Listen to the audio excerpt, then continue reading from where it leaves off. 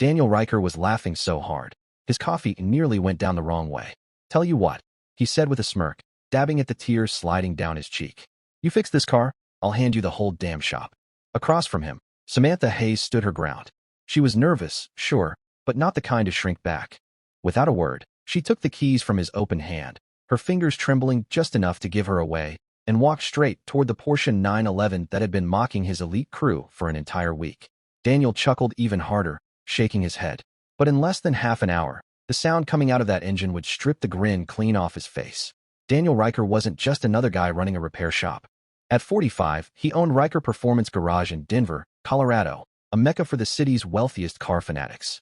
This was where millionaire collectors sent their Ferraris, Lamborghinis, and McLarens when disaster struck. The place was a showpiece. Marble floors, tools worth more than some people's homes, and a glass-walled office that looked down on his kingdom like a throne room. But Daniel's true addiction wasn't the high-end chrome or the speed, it was control. He got his rush from power, and nothing thrilled him more than humiliating anyone who dared to challenge it. Especially women. Women, in his mind, didn't belong in what he proudly called a man's arena. One afternoon, the intercom crackled to life. Mr. Riker, there's a young woman here asking about the mechanic position, the receptionist's voice said. Daniel raised a brow. A woman? Oh, this should be fun. Send her in. He replied, the edges of his grin sharp enough to cut glass. Samantha Hayes stepped into his office holding a neatly printed resume. She wore clean, fitted work clothes and boots that had seen real shop floors. 28 years old, 5 years of grinding in small back-alley garages that no one ever noticed, but where she'd learned every trick in the book. I'm Samantha Hayes, she said evenly. I'm here for the job. Daniel didn't bother glancing at the paper she offered. His eyes were already scanning her from head to toe, that same predatory smirk curling his lips. You? He let the word drip with mockery. You want to work on million-dollar engines in my shop? I have experience, Samantha began, but he cut her off with a booming laugh that bounced off the office walls. 5 years changing oil on mom-and-pop Toyotas. That's your resume. Samantha clenched her jaw, but her voice stayed steady. If you'd actually read it, you'd see. I don't need to read a thing, he interrupted, pacing around her like a shark that had caught the scent of blood. Do you even know how much the cheapest car in this garage costs? $200,000, Daniel said, pausing for effect. And your experience? He leaned back in his chair. 0. Behind the glass wall, 3 of his best mechanics, Tyler, Jordan, and Cole, were already gathered, sipping coffee and grinning. Daniel waved them in like he was inviting the audience to a comedy show. Fellas, you're going to want to see this. We've got ourselves some entertainment. This young lady thinks she's here to be our new mechanic. The laughter came quick, and it was cruel. Maybe she's here to give us manicures, Jordan quipped. Or thought this was a hair salon, Cole added, and the men snickered even harder. Samantha's hands curled into fists at her sides, but her face stayed cool, unreadable. Daniel lifted a hand, feigning chivalry. Let's be gentlemen, he said in a tone dripping with mockery. Samantha here claims she's got 5 years of experience. The chuckles grew, everyone sensing Daniel was setting up one of his famous takedowns. Well then, Daniel continued, nodding toward the shop floor. Why don't you prove it? There's a Porsche 911 out there, been sitting here for a week. None of these guys could crack it. You fix that, and I'll give you more than a job. He let the silence stretch, savoring the moment. I'll make you a partner. The laughter died instantly. Even his mechanics shifted uncomfortably. But, Daniel added, his voice suddenly sharp, if you fail, and you will, you're done. You sign a statement saying you'll never apply to another serious shop in this city again. Ever. Tyler leaned in, frowning. Boss, that engine's. There's no if, Daniel snapped. She's from back alley shops. This'll be over in minutes. Samantha stood still, staring at the floor for a long breath before finally looking up. And if I lose, she said evenly, I give up my career. You lose everything, Daniel confirmed, grinning wide. But if you want to humiliate yourself in front of the whole shop, be my guest. Samantha didn't flinch. I accept. The words hit the room like a dropped wrench. Daniel, for the first time, seemed caught off guard. I want it in writing, she added. And I want everyone in the shop to watch me work on the car. Oh, Daniel chuckled darkly. Now this is going to be delicious. He clapped his hands together. Let's give her an audience. 30 minutes later, the entire staff had crowded around the black Porsche parked dead center in the garage. Folding chairs appeared. Phones were out. It had all the makings of a modern-day gladiator fight, and Samantha Hayes was stepping into the arena. Daniel strutted forward like a fight promoter. Ladies and gentlemen, he boomed. In this corner, Samantha Hayes, 5 years of experience changing oil, he pointed toward the corner of the shop. And in that corner, the problem that's been laughing in our faces for a week. A $300,000 German precision engine, Daniel declared. That's been humiliating my best techs for a full week. The room erupted in laughter. Everyone except Samantha. She didn't laugh. She didn't even blink. Instead, she locked her gaze on the Porsche as if she already knew its secrets. Need help opening the hood, sweetheart? Jordan snorted. Samantha didn't take the bait. She simply walked a slow circle around the car, her eyes scanning every inch. No touching, no tools, just watching.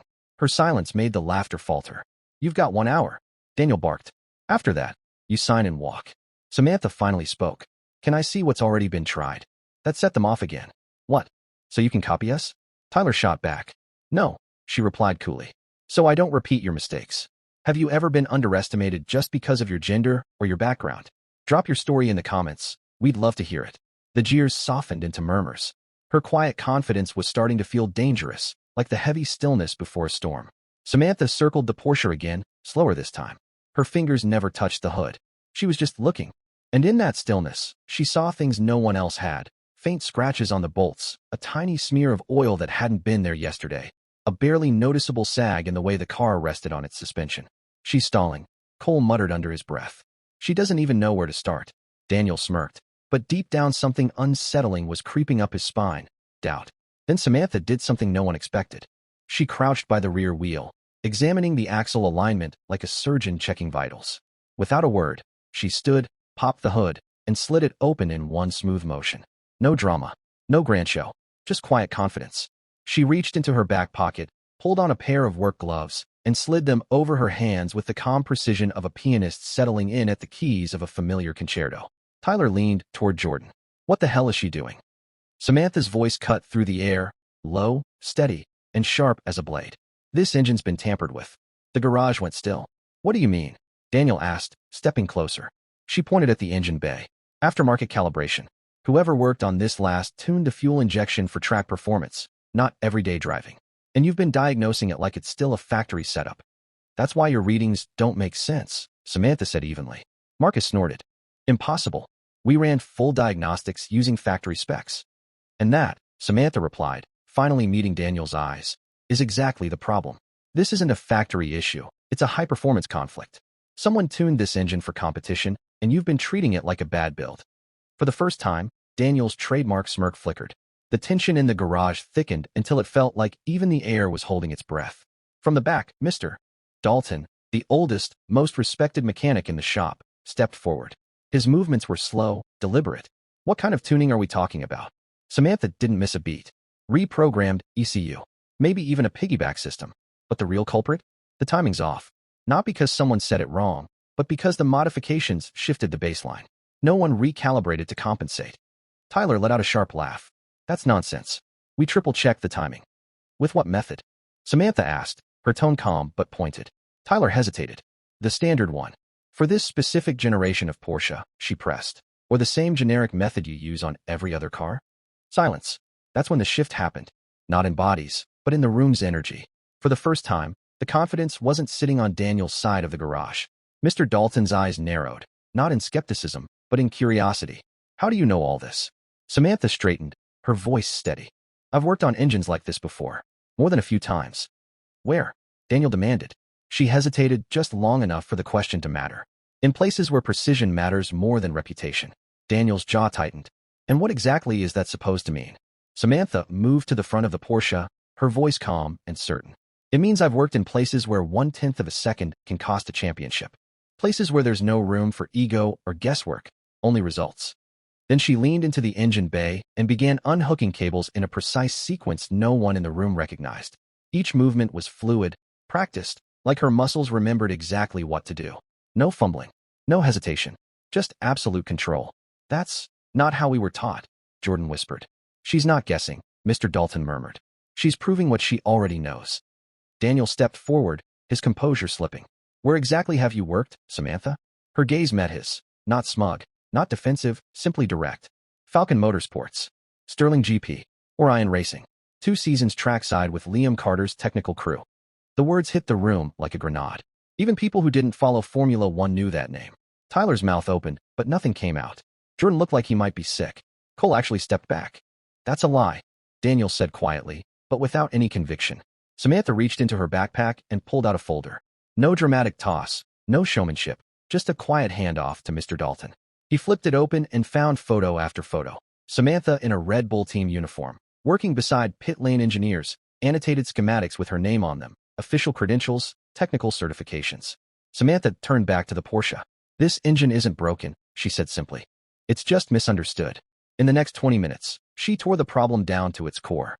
She corrected the timing curve, recalibrated the fuel injection by hand, and reprogrammed the ECU with a custom software patch she'd helped design during her motorsport days, stored on a flash drive she always carried. Daniel stood frozen, watching. Every adjustment was another hit to his pride. Every wire she reconnected was a piece of his ego falling away. Then, with the entire shop holding its breath, Samantha slid into the driver's seat. No nerves. No doubt. She turned the key. The Porsche didn't just start. It roared to life, a perfect, balanced symphony of mechanical precision. The Porsche didn't growl, it sang. 6 cylinders moved in perfect harmony, each note like part of a symphony. Every vibration was tuned with surgical precision. The same machine that had coughed and died for a week now sounded reborn. Gasps rippled through the garage. Applause broke out almost unconsciously. Even Tyler stepped back and whispered under his breath, "Holy hell." Daniel couldn't move. His hands trembled. His face had gone pale. Samantha stepped out of the car, her gaze steady. "Your bet. Your word." Daniel's eyes darted between her, the Porsche, and the 20 employees now staring at him, not at their boss, but at her. He opened his mouth, then shut it again. "I think we need to talk," he finally said. Samantha gave a single nod. "Yes, we do." In that moment, everyone in the garage knew. Nothing about this place would ever be the same again. Daniel didn't sleep that night. The sound of that engine haunted him, in the best and worst way. In 2 decades of building Riker Performance Garage, he'd heard thousands of engines. But nothing like what Samantha had coaxed from that car. It wasn't just a sound. It was a reckoning. For 20 years, he'd built his empire on marble floors, chrome-plated tools, and arrogance. And in 30 minutes, Samantha Hayes had dismantled all of it, without breaking a sweat. Long after the others had gone home, he sat alone in his glass-walled office, replaying every detail in his mind. Her calm, unshakable voice, the surgical precision of her hands, the way the entire shop had fallen silent when she said she'd worked for Orion Racing, and the way his once cocky, headstrong crew had looked at her afterward, not with suspicion, not with ridicule, but with awe, with respect. By morning, Daniel had already printed the contract. When Samantha walked in, her hair was tied back, her sleeves rolled up, and her gloves tucked neatly into her waistband. She looked like someone who already belonged here, and knew it. He handed her the folder. She flipped it open, scanning the pages before setting it on the table. "I want something in writing," she said plainly. "More than partnership. A shared leadership structure. We both have authority. No silent partner nonsense. Decisions are split. If you want me in this business, I need to be respected in it." Daniel nodded slowly. "Fair. More than fair. And the culture," she added, meeting his eyes. "It has to change. I'm not putting my name on a place that tears people down just because they don't look the part." Daniel felt the words land deep in his gut. "Agreed," he said. She signed first. He followed. In bold black ink, side by side, their names sealed the deal. Riker Hayes Motorsports was born. The weeks that followed were electric. Samantha didn't just join the business. She set it on fire. She wasn't a figurehead tucked away in an office. She was in the bays, grease under her fingernails, training, teaching, spotting things Daniel had missed for years. She saw Victor, the quiet tech who could rewire an electrical system with his eyes closed. Anna, the office assistant who quietly held a mechanical engineering degree she'd shelved for years. Diego, the overnight janitor who once rebuilt his own transmission in a single weekend, just for the challenge. Samantha didn't see job titles. She saw untapped potential, and slowly, the entire shop began to shift. The biggest surprise? Daniel was the first to change. He started coming in early, not to bark orders, but to learn. He stood beside Samantha with a notepad, asking questions, tracing wiring diagrams, listening to explanations he once would have brushed off. For the first time in his career, he wasn't protecting his pride. He was rebuilding it. "You're really doing it," Samantha told him one morning after he'd spent 2 hours shadowing her on an engine calibration. "You're letting go of who you were." "I have to," he said quietly, "because who I was wouldn't survive in the world you're building." And that world was growing fast. First, it was local racers bringing in their track day cars. Then out-of-state rally teams. Soon, emails were coming from Europe. Manufacturers started sniffing around. Then, one day, Daniel opened his inbox and froze. McLaren. They were launching a technical training program in the Americas and wanted a U.S. based partner to lead it. He read the email 3 times before handing it to her.